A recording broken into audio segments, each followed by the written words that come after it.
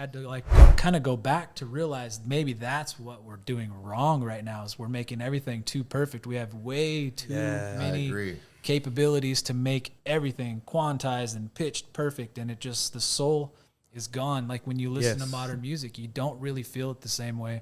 And I think that's a big part of it. And I challenge myself because we do have these tools and they are really fun. Yes, I can make that vocal perfect, but sometimes I challenge myself and I like take a step back and go, but should I? Had this whole list of band names that we were like, you know, considering. And one of the names apparently that was on there was Frustrated Sperm. And so it's really funny to hear my grandma tell the story. She's like, most people are not listening to music on like a high quality, you know, stereo or headphones. Some people are, but not most. Not most. Yeah, so yeah. You do have to like take that into account when you're mixing and kind of play around with it, because, you know, I'm sitting there mixing on this massive system, but I have to keep in mind that, you know, yeah, this bass sounds great in my room right now, but coming through the subwoofer, but is it going to speak on this little phone speaker?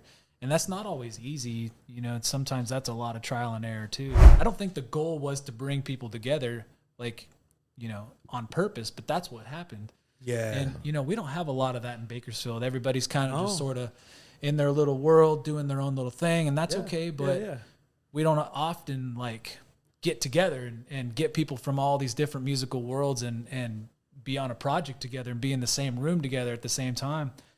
So that was really fun to see all of these super diverse musicians from all around town, and singers too. Singers, musicians, everybody. My goodness. Yeah, it's a really cool project. So I had a lot of fun working on that. That's how music speaks to us, right? Like when we're listening to music, it's how it makes us feel, how it connects, you know, and that's the number one most important thing.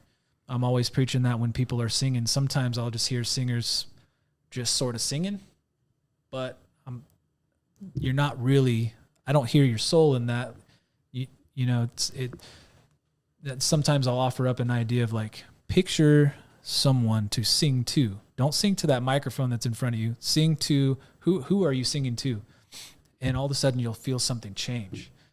And now they're in like a different space, and all of a sudden this vocal's like super compelling. Even though technically they're singing it just as well as they were before, but something changed. So there is something to that for sure. First CD I bought was Vanilla Ice. Me too, bro. Me too. All right. Vanilla Ice. All right. Well, what was the second one? The second one was MC Hammer, Not Too Far Behind. Hell yeah. All right. So Dude, yeah, all 90s.